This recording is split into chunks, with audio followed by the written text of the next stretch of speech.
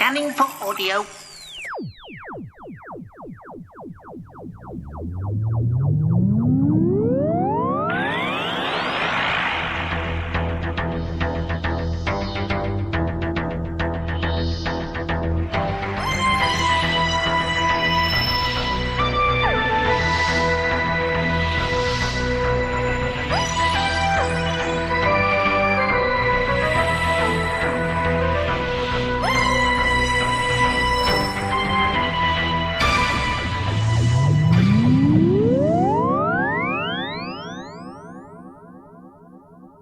Welcome to another Tin Dog podcast. This week I'll be talking about Chicks Dig Time Lords, a rather remarkable and lovely book that came out about a year ago. In fact, if memory serves, its release was, during Gallifrey. Published by Mad Norwegian Press, ISBN number 978-1935-234043, and God, you really can tell that I used to work in a bookshop, can't you? I don't know about you, but I often spend most of my time thinking that I'm, late for the party. And I was truly late for the party when it comes to Chicks Dig Time Lords. No promotional copy for me, no early release date. No, I heard about it via Podshock and a few other podcasts and thought, I'll give it a go. And so when there was enough money in the donate button, I headed on across to Forbidden Planet. Yes, there's a link on my webpage directly to that site where you can buy the book, and bought it. Waited a couple of days and it arrived, and you know what? I was not disappointed. Like I said in the opening, it's remarkable. And I mean that literally. I'd like to remark on it. 27 different mini-essays all about women's experience of being a Doctor Who fan. On the face of it, it's such a simple idea. But its execution is so good. It's got a great little cover. I say a little, it's actually trade paperback size, of a woman holding psychic paper, wearing Tom Baker's scarf, a TARDIS key around her neck, and 3D glasses. All icons of various eras of Doctor Who. Can I just apologise for any extraneous noises you may be able to hear in this recording? The H1 really does pick up everything, so you may be able to hear the tumble dryer, or some birds. I can't really invest in a soundproof room just yet. Back to the review. The whole project is edited by Lynn N. Thomas and Tara O'Shea, both of whom have been interviewed on Podshock, so I'm sure you can track those down if you wanted to hear them. But it's the book we're here to talk about, and anything dedicated to Verity Lambert's memory has got me hooked from the beginning. Like the cover says, it's a celebration of women, and it truly is a celebration, with the exception of one slightly downbeat essay by Kate Orman. Everything is really positive and forward-looking. Of course it has a slightly American bias. Mad Norwegian Press is an American publisher, and many of the people involved in the book met either at Gallifrey or at the Chicago TARDIS conventions, and of course on Live Journal. Each of the 27 excerpts, if you wish, give wonderful insights into people's experiences and lives. There isn't one better than Lynn N. Thomas's own piece, Marrying into the TARDIS Tribe. I defy anyone to read about her experiences with her daughter and not have at least a tear in your eye. If you don't, you can sign up for cyber conversion straight off. It's touching and it illustrates absolutely everything that I feel is best about Doctor Who fandom. It's the reason we're here and the reason you're listening to this. Hello. As well as people's opinions and thoughts and experiences of Doctor Who, many of which consist of a slightly similar story of finding Doctor Who on PBS, there's a few interviews with some of the women who actually are slightly more connected with Doctor Who. Time is Relative by Carole E. Barrowman, there's a familiar surname, is also the co-author of John Barrowman, her brother's, biography. Being Jackie Jenkins is a wonderful insight into the whole Jackie Jenkins phenomenon. That was a column that ran in Doctor Who magazine for many years. At its inception, it was based loosely on Bridget Jones, but quickly evolved into something else. Now at the time, I always skipped past Jackie Jenkins, but after reading this, I've gone back to my old issues and reread them, and I'm very glad I have.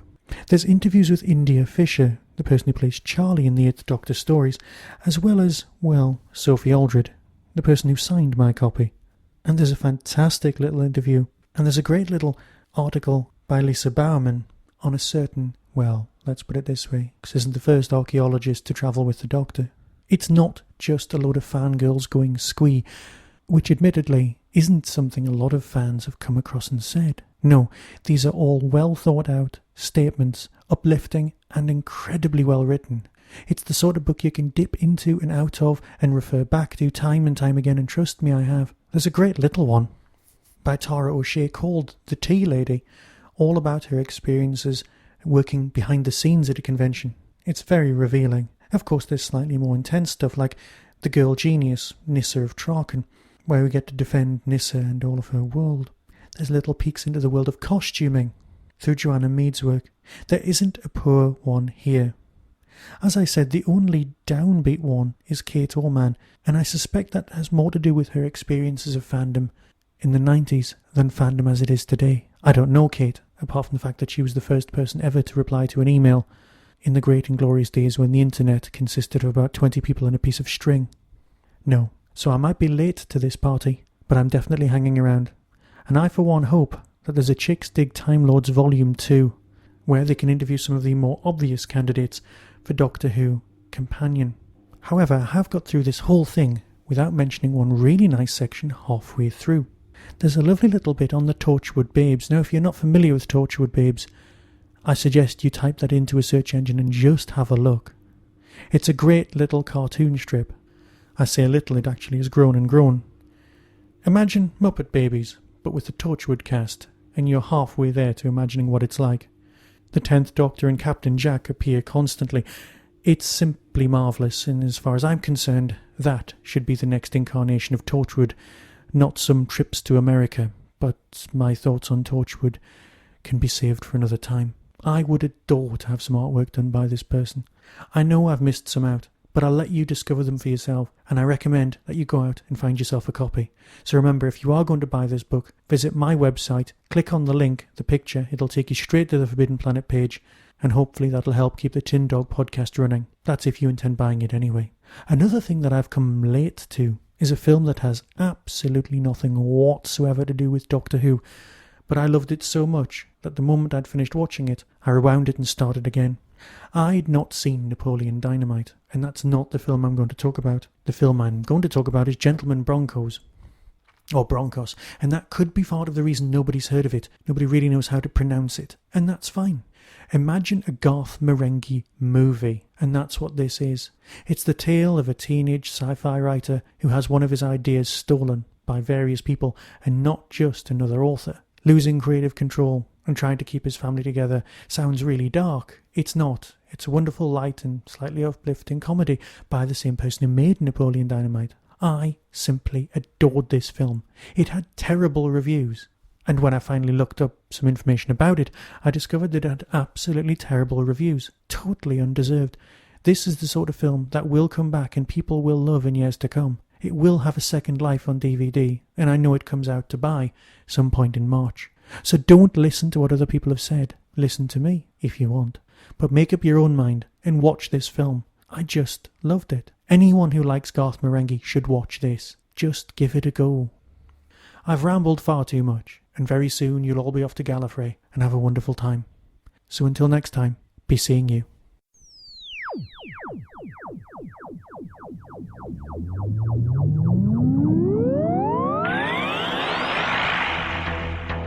You have been listening to the Tin Dog Podcast. Doctor Who and its associated shows are all trademark of the BBC. No infringement is intended. Contact us at tin-dog@hotmail.co.uk.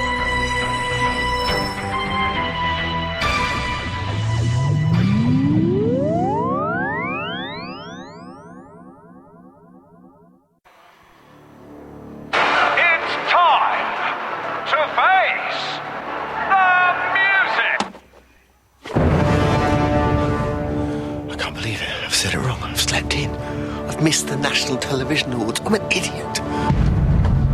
Can I help? The 26th of January 2011, it's a temporal tipping point. Millions of people are going to be making vitally important decisions. And if they made just one tiny mistake, the entire universe will be destroyed.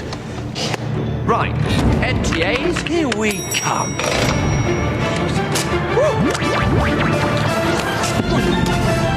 We've landed.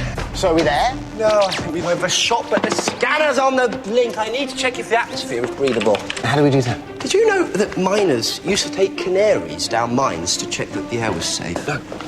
Good. Just pop your head out the door, would you?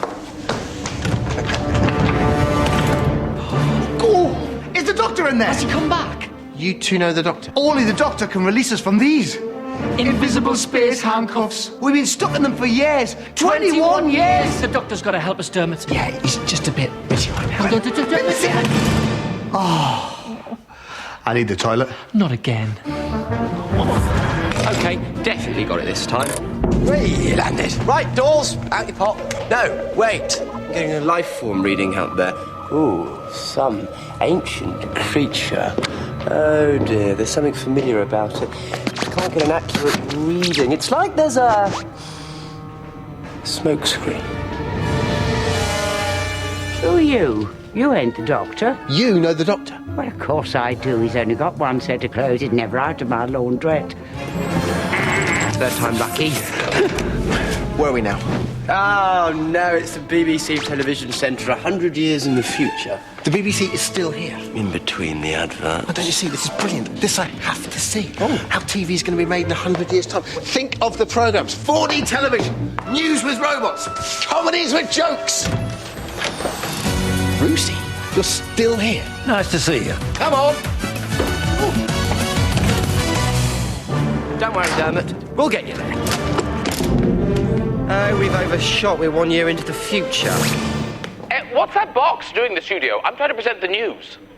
Moving on. Well, it's just the same thing again, isn't it? An appearing, disappearing police telephone box. Sorry, Prime Minister. Prime Minister. Ah, yes, that's all still in your future. The Holden years. Shame she was so used to pressing that big red button. I'm sure this will be it. Doctor, I have told you it is over between us. Shift that box off them cobbles or I shall come in there and I shall shove an hot pot where the sun don't shine. Terrifying race. The Weatherfieldians. Okay, last try. Oh, no, we're heading to some vast and terrible arena full of insane, shrieking banshees thirsting for blood and conquest. Yes, that's it. That's the National Television Awards.